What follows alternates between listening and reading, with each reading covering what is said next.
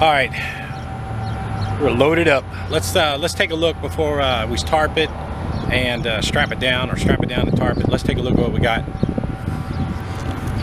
What we got is steel grating. It's fairly easy. The only thing you gotta watch out, you see all these little sharp edges right there? So we're gonna take the padding and we're gonna cover the whole load with padding, with the felt padding. And then it's got 2 stops. These top 3 bundles right there, they're going to Atlanta. The rest of this is going down to Tipton, Georgia. It's going to be pretty easy to tarp and take. We'll probably throw about maybe 4 straps on each set there. So you can see in the back here, those 3 bundles right there are going to Atlanta. But that was what we were waiting on, is the paint to dry. So it's not going to be too bad. Like I said, these little notches is what's going to tear everything up. But I have enough padding. I have enough felt padding that we can cover the whole load, and we should be all right. It doesn't have very far to go, so we only got about a little over 300 miles over to Atlanta. So, but that's our load. There's steel grating. Let's. I'll go up on the trailer and you guys can take a look. Okay, we're up on the trailer now, so you can see what it looks like from the top there. It's not too bad. It's not going to be too bad. So let me see out there. It's about 27,000 pounds total weight. So we're going to put the plastic edge protectors. We're going to get the plastic edge protectors. Use plastic edge protectors under the straps. And I'm going to go ahead and mount a camera up on the top up there. And I'll put that camera up on the top, and then you guys can watch me tarp it up. And then we'll get out of here. We'll try. It shouldn't take me more, I would say maybe 30 to 45 minutes to get done. So that's what I'm shooting for. So talk to you in a bit.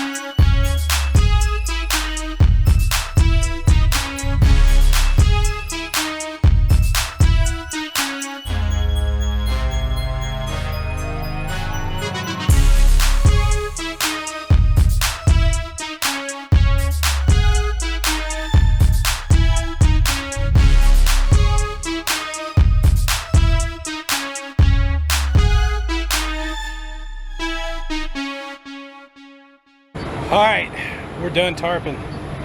It's a little warm out here, but it's not too bad. Let's take a quick look at what we got, and I'll tell you what I did. All right, now if you remember, this front bundle goes to Tiffin. The top of the back bundle goes to Atlanta. So I tried to tarp it to where I'd be able to just pull that tarp back and then recover it. So we'll see what happens. A little 2-inch strap is just to hold the tarp down and keep it flopping around. As you saw, we put the padding almost over all of it. I thought I had enough to cover it all, but we got all the good parts, the important parts. So I got this overlapped right here, and actually this tarp right here probably comes to about right there. That 2-inch strap is holding those together. So the plan is tomorrow, when I have to unload, is I'll unbungee this back part right here, and then just pull that tarp all the way back across the top, and then they can pull it out, and then I'll pull it back, and this 2-inch strap will hold everything in place right there. So that's the reason for that strap right there. Let's see. Oh, then back here, this tarp wasn't quite long enough, so I ended up getting my smoke tarp out. It's a little ugly, but it works. So it'll be all right. So that's what this is right here. Is my smoke tarp, just on that last little bit. And then, like I said, tomorrow we're gonna pull this tarp all the way back across to the front, and then they'll get those top bundles out of there.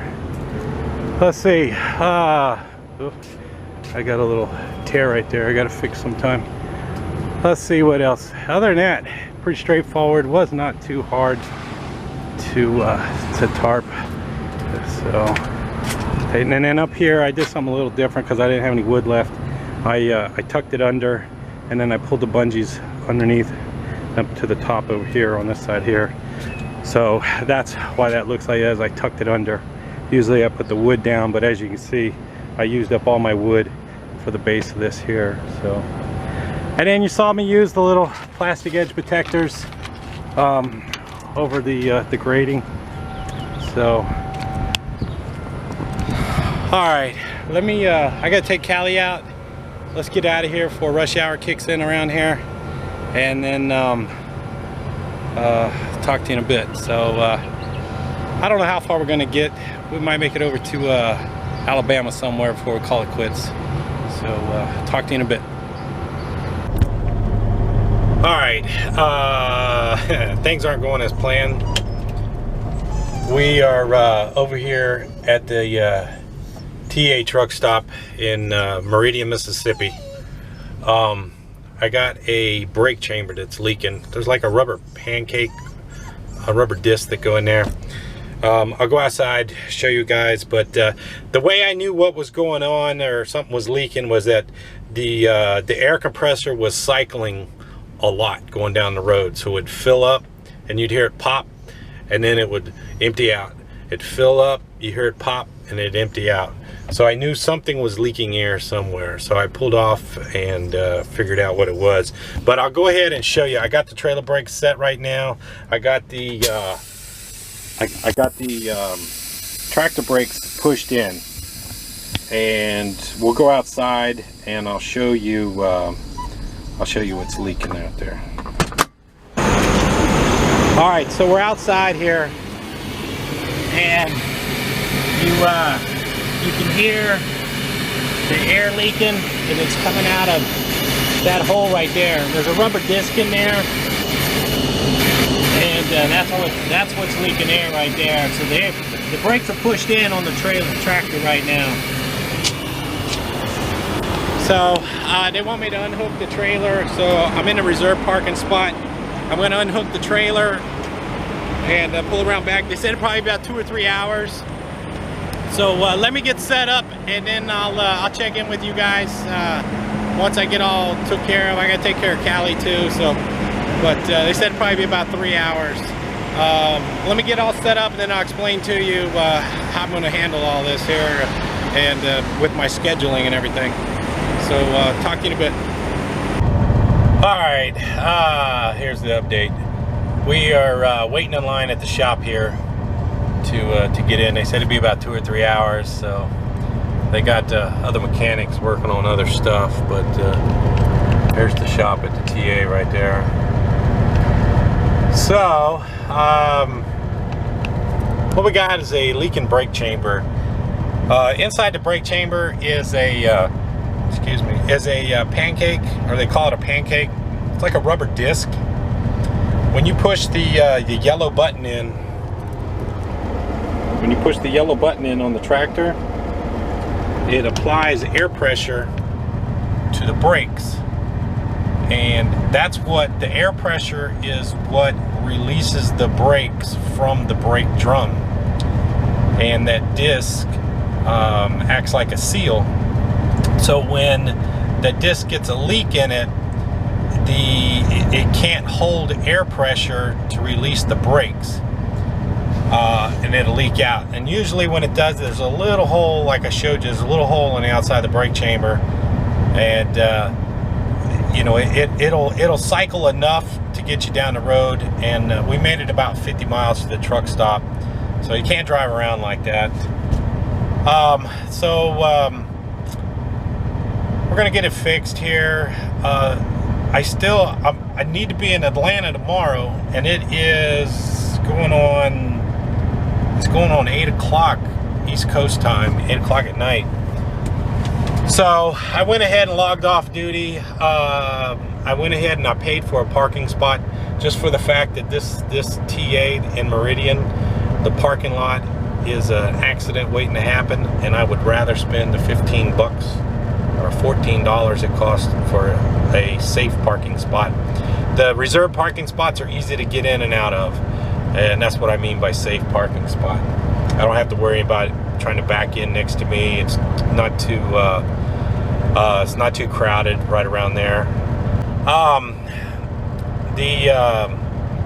The last time I had one fixed, it was on the trailer, the brake chamber.